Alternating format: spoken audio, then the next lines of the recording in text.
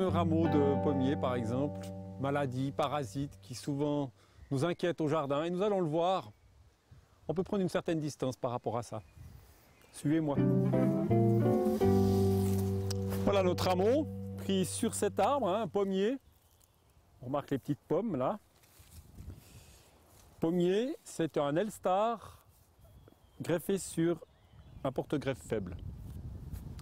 Donc quand on arrive sur un arbre comme ça, notre rameau, on a vu qu'il y avait de l'odium dessus.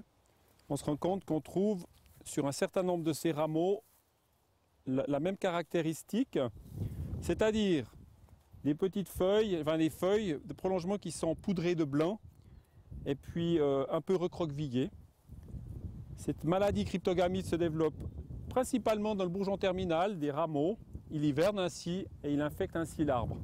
Il n'y a pas grand-chose à faire à ce stade-là. L'idéal, c'est de tailler en hiver.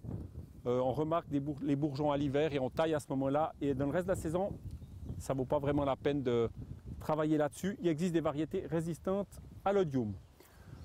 Une deuxième maladie caractéristique et principale sur le pommier, je dirais, c'est la tavelure qui se développe à des températures, somme toute parfois déjà assez basses, aux alentours de 10 degrés. Et puis, c'est des spores qui sont disséminés et qui viennent se déposer sur la feuille.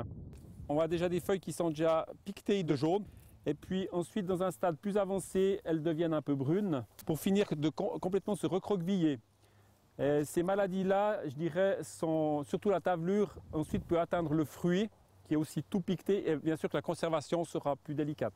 Alors là, bien sûr qu'on peut intervenir sur des variétés sensibles avec un cuivre, mais aussi on peut trouver des variétés comme Fiorina, etc. qui sont résistantes à la tavelure.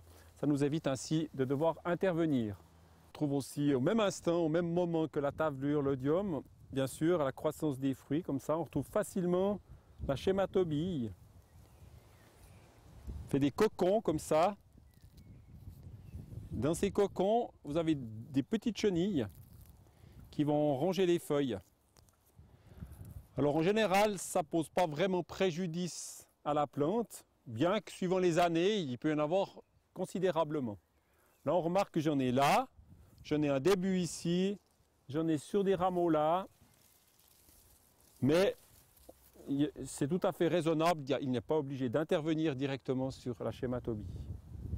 Par contre, on trouve aussi un parasite plus commun, on trouve le carpocapsme, qui